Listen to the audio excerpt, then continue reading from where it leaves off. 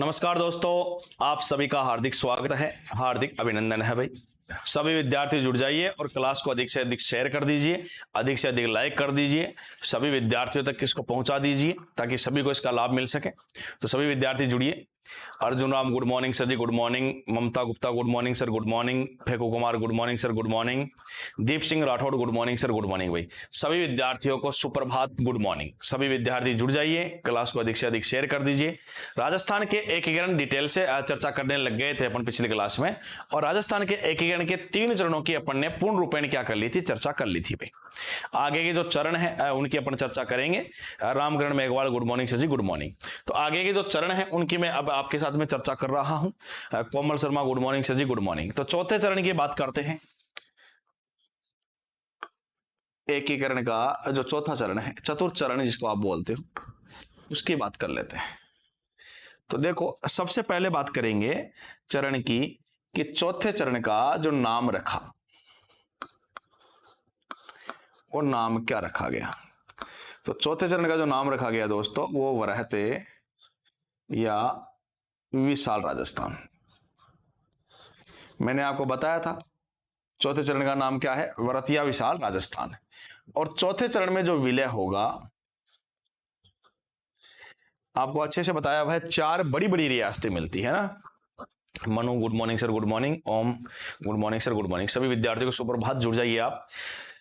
नाम रख दिया है वरहतिया विशाल राजस्थान, जो मैं आपको बता चुका हूं। उसके बाद में बात करते हैं कौन कौन सी रियासतों का विलय होगा। तो मैंने आपको बताया था 4 बड़ी बड़ी रियासतें, यानी ट्रिपल जे भी मिलती है, यानी इनके अंदर कौन कौन सी रियासतों का विलय होगा। तो इसमें जयपुर, जोधपुर, जैसलमेर, बीकानेर,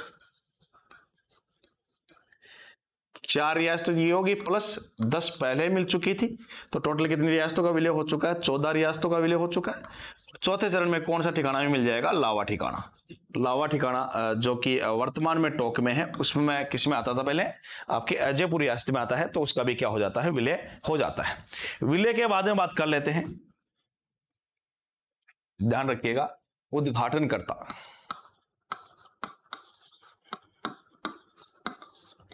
विलय के बाद में क्या आएगा, उद्घाटनकर्ता। तो उद्घाटनकर्ता आपको बताया था गॉडगिल चाचा पटेल, यानी कौन है, सरदार वल्लभ भाई पटेल। तो उद्घाटनकर्ता कौन है, उप प्रधानमंत्री, उप प्रधानमंत्री सरदार वल्लभ भाई पटेल। उप प्रधानमंत्री कौन है, सरदार वल्लभ भाई पटेल। फिर बात करेंगे Surendra Singh good morning sir, good morning भाई। तो उद्घाटनकर्ता के बाद में बात करेंगे। उद्घाटन की बात करते हैं तो कहां पे होगा, जयपुर में। कहां पे होगा, जयपुर। फिर बात करते हैं दोस्तों, उद्घाटन के बाद में क्या आएगा, प्रधानमंत्री।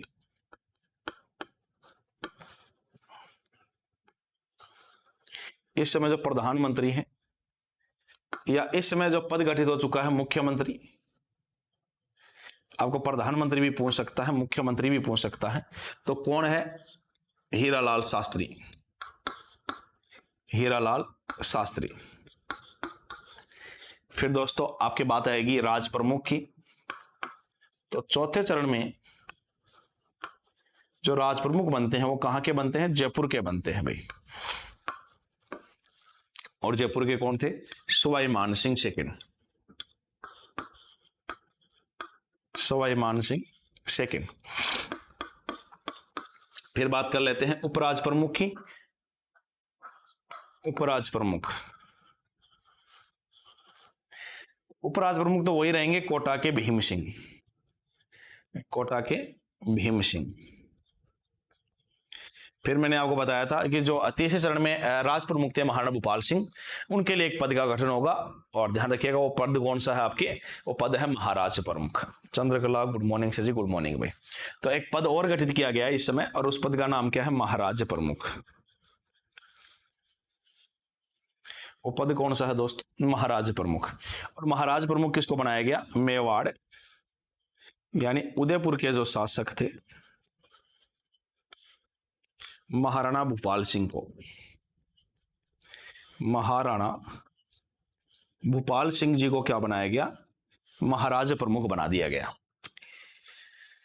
भीम सिंह जी, हाँ ठीक है। पिंकी रानी, good morning sir ji, good morning भाई। सभी विद्यार्थी जो जुड़े हुए हैं क्लास को लाइक कर दीजिए भाई, है ना। महाराज प्रमुख के बाद में बात कर लेते हैं राजधानी। राजधानी किसको बनाया गया, जयपुर को। और किस समय हुआ ये, तो समय क्या था, चौथे चरण का समय पूछ रहा है। तो पहले चरण का समय क्या था, 18 मार्च 1948। दूसरे चरण में क्या था, 25 मार्च 1948। तीसरे में क्या था, 18 अप्रैल 1948।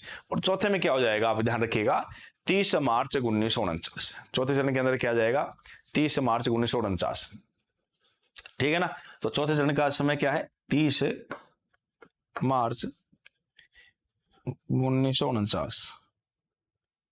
तो चौथा चरण का जो समय है, तीसरे चरण का तो आपके बता दिया है तीनों के, इसके आपके क्या हो जाएगा, ये आपके समय हो जाएगा 30 मार्च 1949। Lalu Ram Meghwal, good morning sir ji, good morning भाई। तो सभी विद्यार्थी एक बार चौथे चरण की जो बातें लिखी हैं यहां तक एक बार आप स्क्रीनशॉट लीजिए, फिर चौथे चरण की आगे और आपसे चर्चा की जाएगी, आगे और बातचीत करेंगे भाई।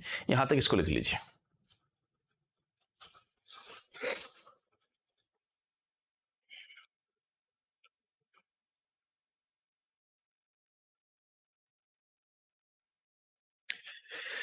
Chandu Meena, good morning sir, good morning. ताने सिंह लिख रहे हैं जय हिंद सर, बिल्कुल जय हिंद भाई। सभी विद्यार्थी स्क्रीनशॉट ले लिया होगा, आगे की मैं चर्चा आपके साथ में कर लेता हूं। अपन बात कर रहे हैं एकीकरण के चौथे चरण की, आगे और बात कर लेते हैं। तो एकीकरण के जो चौथे चरण के अंदर जो वरिष्ठ उपराज प्रमुख थे, जो वरिष्ठ उपराज प्रमुख थे वो कौन थे, एक तो भीम सिंह कोटा वाला था और हनुमंत सिंह जोधपुर वाला था। तो डिटेल से बात कर रहा हूं।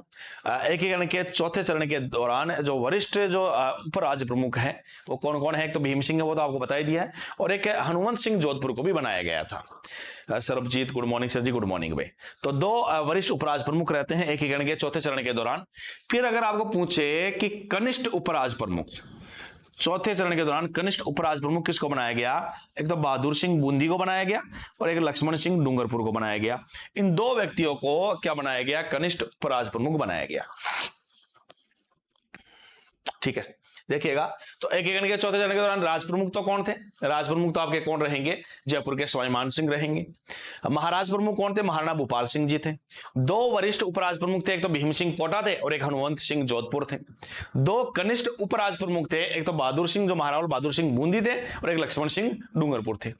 इसी के दौरान जो अन्य मंत्री थे चौथे चरण में, जो अन्य मंत्री हैं वो कौन कौन है, ध्यान रखिएगा, सिद्धराज डड्डा, भूरेलाल बयां, भूरेलाल बयां, नरसिंह कछुआ, फूलचंद बाफना, राव राजा हनुमंत सिंह, रघुवर दयाल गोयल और वेदप्याल त्यागी। तो चौथे चरण के दौरान दो वरिष्ठ उपराज प्रमुख हैं, एक तो कोटा के भीम सिंह जी हैं और दूसरे आपके जोधपुर के हनुमंत सिंह हैं। कनिष्ठ उपराज प्रमुख की बात करता हूं तो ध्यान रखिएगा, एक तो बूंदी के बहादुर सिंह है और दूसरे व्यक्तित्व डूंगरपुर के लक्ष्मण सिंह है। अन्य मंत्री में सिद्धराज डड्डा है, भूरेलाल बयां है, नरसिंह कछुआ है, फूलचंद बाफना है, राव राजा हनुमंत सिंह है, रघुवर दयाल गोयल है, वेदपाल त्यागी है। ये सब अन्य व्यक्तित्व, अन्य मंत्री हैं इसमें, है ना। तो एक बार यहां तक आप इसका स्क्रीनशॉट ले लीजिए।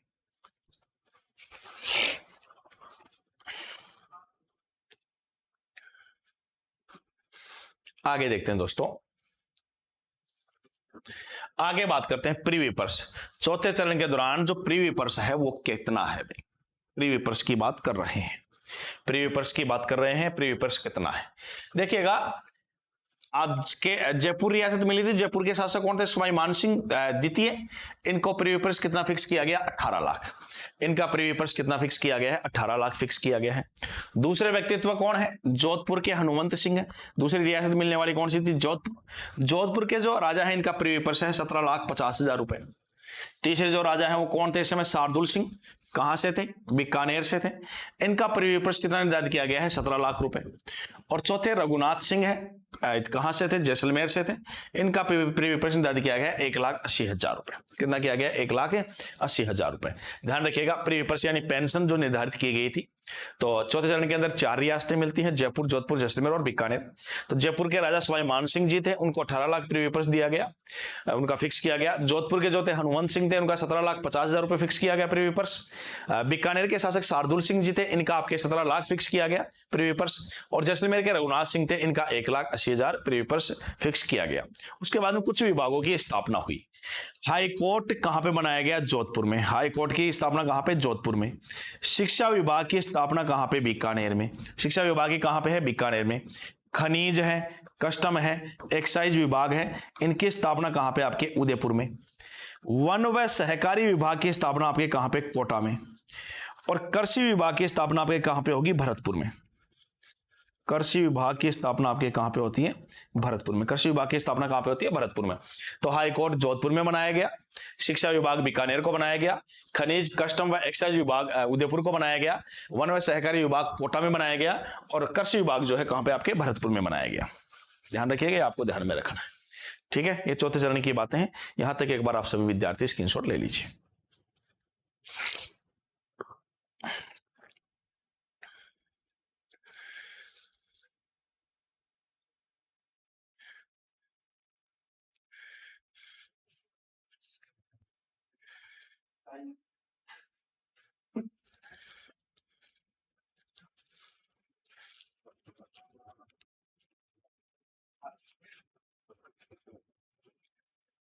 Rajesh Sharma, good morning sir. Good morning भाई। आगे देखते हैं।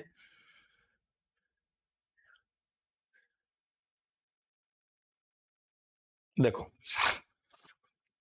एकीकरण का 5वां चरण। एकीकरण का कौन सा चरण? 5वां चरण। 5वें चरण की बात करते हैं तो इसमें क्या हुआ था? एक तो शोभाराम कुमावत व हीरालाल शास्त्री को मंत्रिमंडल में क्या किया गया था? शामिल किया गया था। 5वें चरण की बात कर रहे हैं। 5वें चरण में क्या होगा? शोभाराम कुमावत व हीरालाल शास्त्री को मंत्रिमंडल में क्या किया गया है? शामिल किया गया है। सबसे पहले बात करते हैं इसका नाम क्या रखा है। तो मैंने आपको बताया था इस चरण के दौरान क्या हुआ था? पहला और चौथा चरण आपस में क्या हो जाएंगे? विलय हो जाएंगे भी। ठीक है ना? क्या हो जाएंगे? आप ये आपस में क्या हो जाएंगे? विलय हो जाएंगे। तो जब ये आपस में विलय होंगे तो ध्यान रखिएगा क्या होगा? इनका नाम क्या रख दिया जाएगा? संयुक्त वरहत राजस्थान। क्या रख दिया जाएगा? संयुक्त वरहत राजस्थान या वरहत्तर राजस्थान। और ध्यान रखिएगा इसमें क्या हुआ था? इसमें विलय किसका होता है? थोड़ा सा ध्यान रखिएगा बस। विलय किसका होगा? प्रथम चरण प्लस चतुर्थ चरण।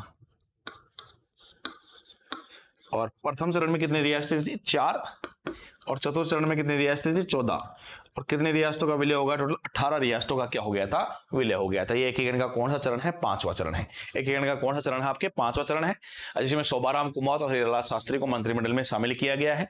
इनका जो नाम रखा गया है वो क्या रखा गया था चरण का? संयुक्त वरहत राजस्थान या वरहत्तर राजस्थान। विलय जो है प्रथम चरण का किसमें किया गया है? चतुर्थ चरण में विलय कर दिया गया है। और चतुर्थ चरण में जो विलय हुआ है, चतुर्थ चरण में जो विलय होगा, ध्यान रखिएगा, उस विलय के दौरान 4 और 14 रियासतें मिलकर 18 रियासतों का कंप्लीट क्या हो गया है? विलय हो गया है। तो एक बार यहां तक लिखिए, फिर मैं 6वें चरण की बात करूंगा आपके साथ में।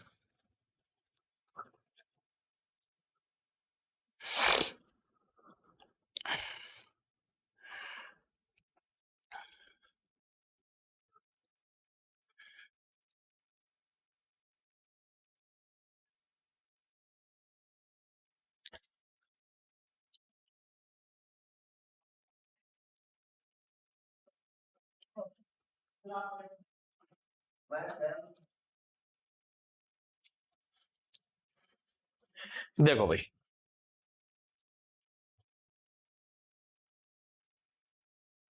छठवां चरण।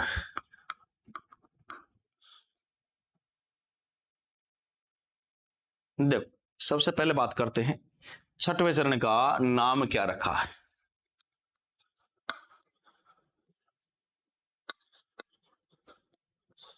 ध्यान रखिएगा, आप सोच रहे होंगे 5वें चरण में सर आपने वो नहीं लिखा है। 5वें चरण के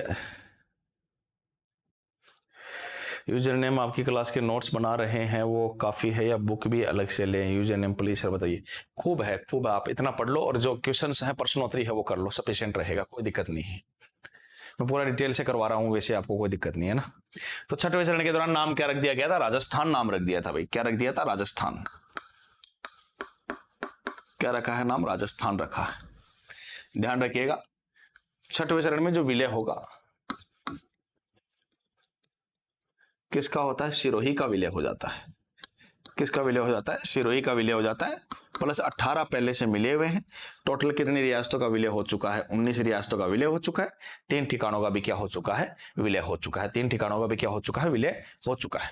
ध्यान रखिएगा, विलय के बाद में अपने बात कर लेते हैं समय की। बाकी तो सभी चीजें यथावत है। समय क्या है? 26 जनवरी 1950। 26 जनवरी 1950। देखो एक क्वेश्चन पूछ लेता है कई बार, राज्य का वर्तमान स्वरूप आया। राज्य का वर्तमान स्वरूप, तो एकदम करेक्ट आंसर तो इसका फर्स्ट प्रायोरिटी तो क्या रहेगा? 1 नवंबर 1956 ही रहेगा। ध्यान रखिएगा, क्या रहेगा? 1 नवंबर 1956 ही रहेगा। लेकिन कई बार क्या होता है, 1956 1 नवंबर 1956 को क्या करता है? ऑप्शन से वो गायब कर देता है और दूसरी प्रायोरिटी क्या देता है? 26 जनवरी 1950 दे देता है। तो अपने को फिर ये ऑप्शन में नहीं हो तो 26 जनवरी 1950 भी क्या है? सही है। तो राज्य का वर्तमान स्वरूप अगर आपको पूछ ले, राज्य का वर्तमान स्वरूप अगर आपको पूछे तो राज्य का वर्तमान स्वरूप 1 नवंबर 1956 ही है। 1 नवंबर 1956 अगर ऑप्शन में नहीं हो तो फिर 26 जनवरी 1950 भी सही है। तो ये आपके क्या है? समय है। ध्यान रखना, इसमें आबू दिलवाड़ा क्षेत्र सिरोही का, किसका था? सिरोही का। आबू दिलवाड़ा क्षेत्र को बॉम्बे प्रांत में तथा बॉम्बे प्रांत में तथा सिरोही व गोकुल भाई भट्ट, गोकुल भाई भट्ट को राजस्थान में मिलाया गया। ठीक है ना। तो आबू व दिलवाड़ा क्षेत्र जो सिरोही वाला था वो तो किसको दे दिया गया? बॉम्बे प्रांत को दे दिया गया। और बाकी जो सिरोही का जो हिस्सा है वो सिरोही और गोकुल भाई भट्ट को राजस्थान में मिला लिया गया। ध्यान रखिएगा, एक कथन आता है,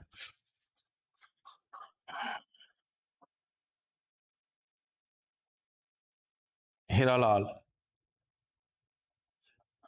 शास्त्री का कथन। हीरालाल शास्त्री का कथन, क्या कथन है? सिरोही तथा गोकुल भाई भट्ट एक ही हैं।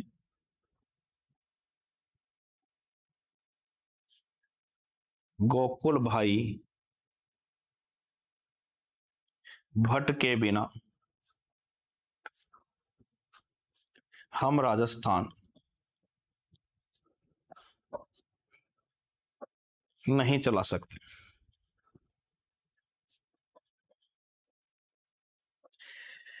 सिरोही तथा गोकुल भाई भट्ट एक ही है और गोकुल भाई भट्ट के बिना हम राजस्थान नहीं चला सकते। ये कथन किसका आता है? ये हीरालाल शास्त्री जी का कथन था।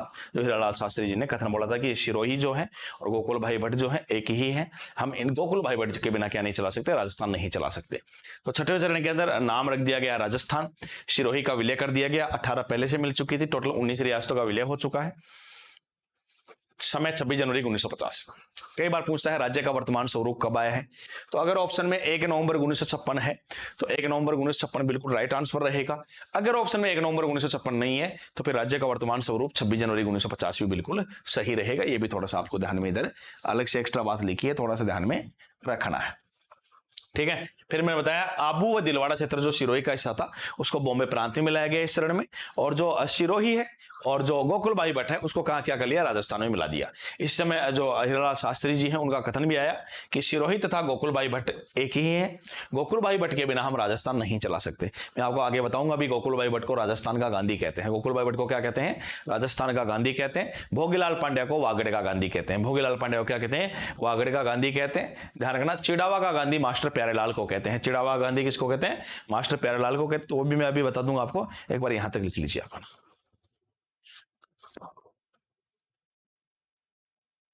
तो स्क्रीनशॉट लिया होगा, यहां एक नाम आया है, मैं थोड़ा सा उसके बारे में बता देता हूं। एक तो नाम आया है, आपको पूछ लेता कई बार, राजस्थान का गांधी।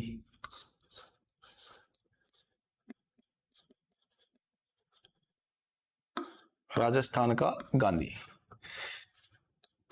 एक आपको पूछ सकता है वागड़ का गांधी।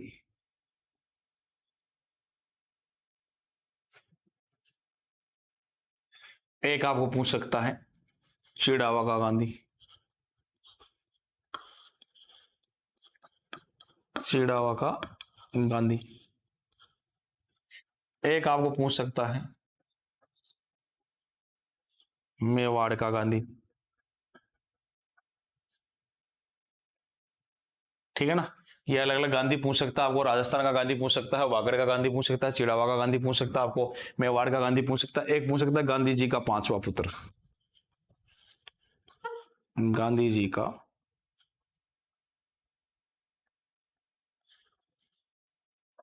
पांचवा पुत्र। तो अलग अलग नाम है, ध्यान रखिएगा। राजस्थान का गांधी तो किसको कहते हैं, गोकुल भाई भट्ट, गोकुल भाई भट्ट को कहते हैं। वागड़ का गांधी किसको कहते हैं, भोगीलाल पांड्या को कहते हैं। चिड़ावा गांधी किसको कहते हैं, मास्टर प्यारेलाल को कहते हैं। और ध्यान रखिएगा, मेवाड़ का गांधी दो व्यक्तियों को कहते हैं। एक तो आपके किसको कहते हैं, माणिक्यलाल वर्मा को, माणिक्यलाल वर्मा। और दूसरा किसको कहते हैं, मोतीलाल तेजावत। ध्यान रखना, मोतीलाल तेजावत को आदिवासियों का मसीहा भी कहते हैं। भी आदिवासियों का मसीहा, इसको भीलों का बाबूजी भी कहते हैं। भीलों का बाबूजी भी कहते हैं। और गांधी जी का पांचवा पुत्र जमुनालाल बजाज को कहते हैं। जमुनालाल बजाज साहब को कहा जाता है। तो कुछ नाम है जो आपको एक्स्ट्रा बताए हैं, थोड़ा सा ध्यान रखिएगा। सुमन सैनी सर, क्वेश्चन में दोनों ही ऑप्शन हो तो क्या करें। देखो पहली बात तो ऐसा होता नहीं है, होगा तो 1 नवंबर 1956 ही करना है, क्योंकि राजस्थान का एकीकरण जो समाप्त हुआ है वो 1 नवंबर 1956 को ही हुआ है। तो 1 नवंबर 1956 ही आपको करना है। ठीक है ना, ठीक है। तो राजस्थान का गांधी तो किसको कहते हैं, गोकुलभाई भट्ट को कहते हैं। वागड़ का गांधी भोगीलाल पांड्या को कहते हैं। चिड़ावा का गांधी मास्टर प्यारेलाल को कहते हैं। मेवाड़ का गांधी दो व्यक्तियों को कहते हैं, माणिक्यलाल वर्मा को कहते हैं, मोतीलाल तेजावत को कहते हैं। ठीक है ना, मोतीलाल तेजावत को आदिवासियों का मसीहा और बिलो का बाबूजी कहते हैं, ध्यान रखना। और गांधी जी का पांचवा पुत्र किसको कहते हैं, जमुनालाल बजाज को कहते हैं। तो एक बार यहां तक स्क्रीनशॉट ले लीजिए भाई।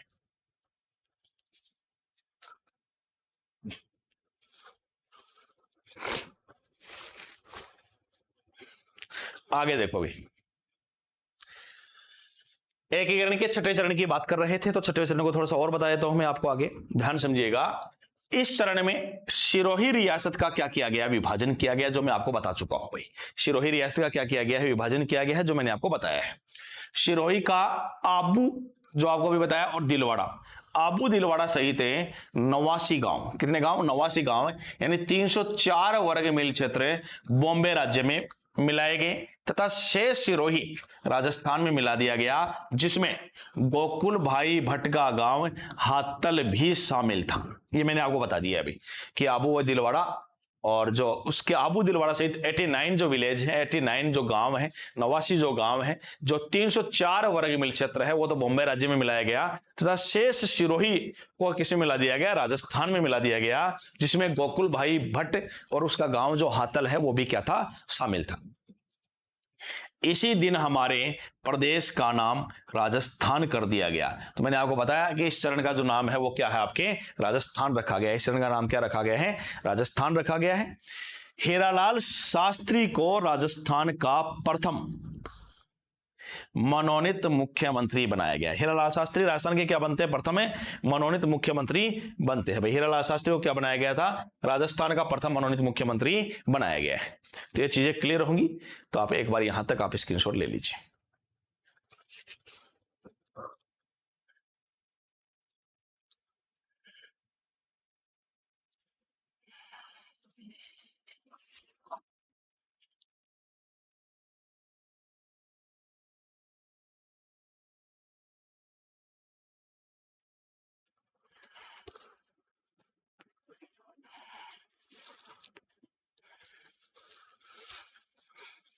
देखो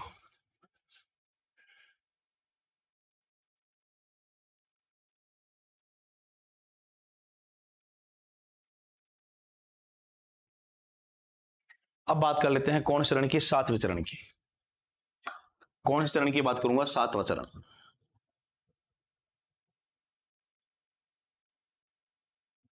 सातवें चरण की बात कर लेते हैं। तो सातवें चरण का जो है नाम रखा गया, वो नाम क्या रखा आपके, नवगठित या इसी को बोलते हैं पुनर्गठित, नवगठित या पुनर्गठित राजस्थान। इसमें जो विलय है वो एक केंद्र शासित प्रदेश बच गया है, अजमेर मेरवाड़ा। किसका विलय होगा, अजमेर मेरवाड़ा। एक तो अजमेर मेरवाड़ा का विलय हो रहा है, और आबू दिलवाड़ा इसका विलय हो रहा है, और सुनेल टप्पा इसका विलय हो रहा है, और टोडगढ़। ये टोडगढ़ वाला एरिया तो अजमेर में पड़ता है, इसका विलय हो रहा है। तो ध्यान रखिएगा, अजमेर मेरवाड़ा, आबू दिलवाड़ा, सुनेल टप्पा और टोडगढ़, इनका क्या होता है, विलय होता है। तो ध्यान रखिएगा, समय क्या था, 1 नवंबर 1956, और इसी दिन क्या आता है, राज्य का वर्तमान स्वरूप। राज्य का क्या आता है, वर्तमान स्वरूप। और इसी दिन क्या हुआ, राजस्थान का एकीकरण समाप्त हुआ। राजस्थान का एकीकरण समाप्त हुआ। राजस्थान का क्या हो गया है, एकीकरण समाप्त हुआ है। राजस्थान का क्या हो गया, एकीकरण समाप्त हुआ। और ध्यान रखना, थोड़ा सा और ध्यान रखना, राजस्थान दिवस तो 30 मार्च को,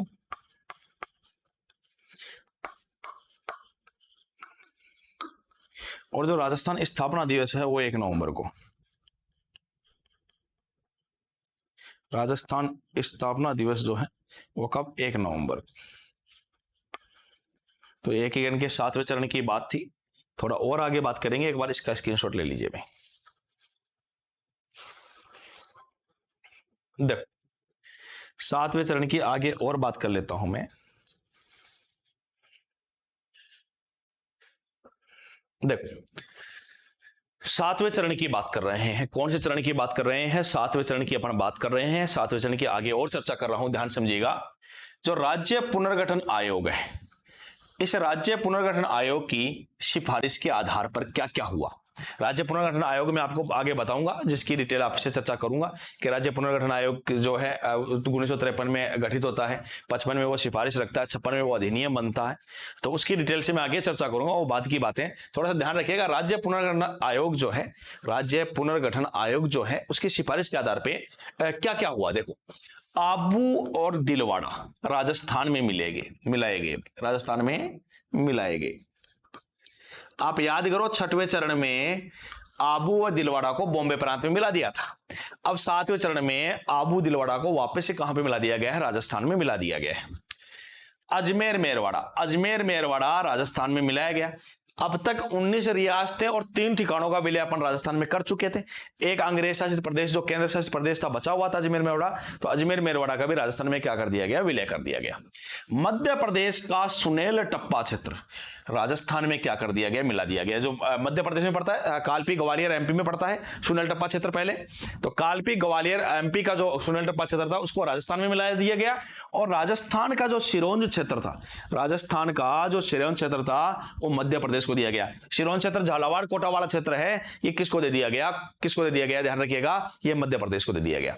तो क्या हुआ? सुनेल टप्पा क्षेत्र जो मध्य प्रदेश का कालपी ग्वालियर एमपी का जो हिस्सा था वो तो राजस्थान में मिला लिया, और राजस्थान का जो झालावाड़ कोटा का सिरोंज क्षेत्र था वो किसको दे दिया गया? मध्य प्रदेश को दे दिया गया। इस प्रकार 1 नवंबर 1956 को राजस्थान के निर्माण की प्रक्रिया क्या हुई? समाप्त हुई। ध्यान रखना इंपॉर्टेंट है। 7वें संविधान संशोधन 1956 द्वारा राज्य प्रमुख का पद क्या कर दिया गया? समाप्त कर दिया गया। 7वें संविधान संशोधन 1956 द्वारा राज्य प्रमुख का पद समाप्त कर दिया गया। जो मैं आपको पहले बता चुका हूं कि राज्य प्रमुख, उपराज्य प्रमुख और महाराज प्रमुख इनको क्या कर दिया गया था? समाप्त कर दिया गया था। और राजस्थान के पहले जो राज्यपाल बने थे, इसकी जगह पद बनाया राज्यपाल, और वो कौन बने थे? सरदार गुरुमुख निहाल सिंह। तो सरदार गुरुमुख निहाल सिंह ये राजस्थान के क्या बनते हैं? प्रथम राज्यपाल बनते हैं। ये राजस्थान के प्रथम क्या बनते हैं? राज्यपाल बनते हैं। और ध्यान रखिएगा 26वें संविधान संशोधन 1971 के द्वारा प्री विपर्स को भी क्या कर दिया गया? समाप्त कर दिया गया। प्री विपर्स को भी क्या कर दिया गया? समाप्त कर दिया गया। तो एकीकरण के 7वें चरण की जो बातें हैं प्रमुख अपन ने कर ली है। एक बार सभी यहां तक आप एक बार स्क्रीनशॉट ले लीजिए।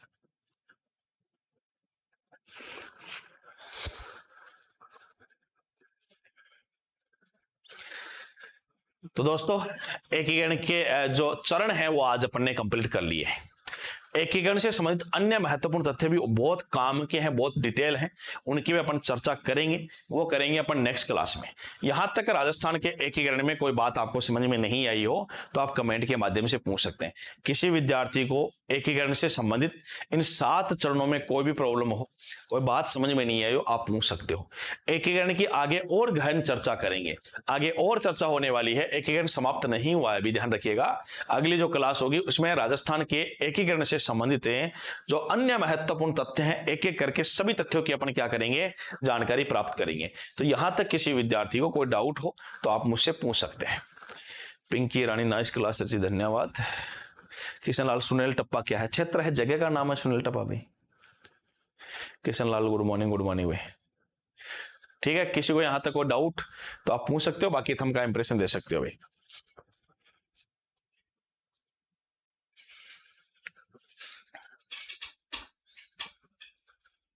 तो ठीक है दोस्तों, आज की जो क्लास है, आज का जो सेशन है उसको यहीं समाप्त करते हैं। नेक्स्ट क्लास के अंदर राजस्थान के एकीकरण के अन्य महत्वपूर्ण तथ्यों के साथ में अपन मुलाकात करने वाले हैं। सुरेंद्र सिंह राठौड़, बहुत मजा आ गया सर जी। सर आज धन्यवाद। ममता गुप्ता, बहुत अच्छा पढ़ाते हो सर आप, थैंक यू, है ना। तो दोस्तों आज की जो क्लास है, आज का जो सेशन है उसको यहीं समाप्त कर लेते हैं। बॉम्बे प्रांत है, प्रांत राज्य को बोलते हैं, बॉम्बे राज्य, बॉम्बे प्रांत है। ठीक है, तो आज की जो क्लास है, आज का जो सेशन है उसको यहीं समाप्त करते हैं। नेक्स्ट क्लास के अंदर आपसे मुलाकात करेंगे। तब तक के लिए धन्यवाद। जय हिंद, जय भारत।